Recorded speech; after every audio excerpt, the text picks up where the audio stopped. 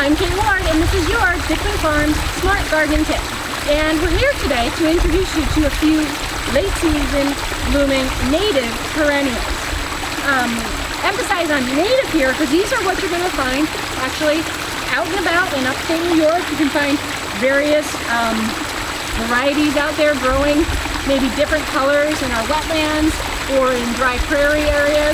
But that said, beautiful thing is they're going to be great additions late season to your garden, great pollen sources for late season pollinators that are looking for some food, and they're also fabulously low care because by nature they live right here naturally.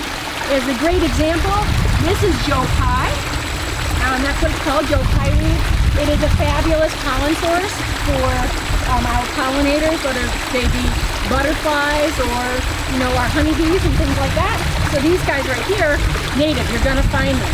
So if you come to the garden center, you're going to see this guy over here. So this is this guy. And this plant can be anywhere between 4 to, believe it or not, 6 to 7 feet tall, depending on wetness, sunlight, and all of that. So if you don't have a spot for that giant one, but you really would like to introduce this to your garden, maybe try this one. This little ruby over here is actually only about 3 to 4 feet tall. Same great benefits, same hardiness, but a little bit shorter in stature.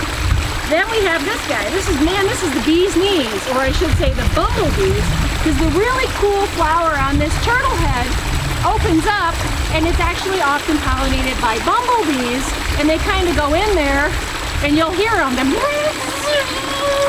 trying to pollinate, and the flower closes underneath them a little bit, causes the bumblebee to really squiggle around in the flower, and as it backs out, it gets all sorts of pollen on it, and then it goes to the next flower. And for us, it's a great cut, really cool as far as the flower's shape.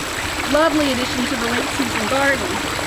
And the final one we'll introduce you today is this Agastache. And again, fabulous late season pollen source for pollinators. Easy, low care plant. It actually, all of these will form bigger clumps, so you get a nice, beautiful, big mass to your garden late season, so a little punch of color.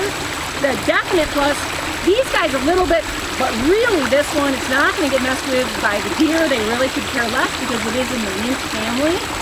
Not quite as invasive as like a spearmint or something like that, so it kind of holds still a little bit better. So those are some great additions. We have some more here in the garden center. Love to see you, help you get colored up for fall. We'll see you soon.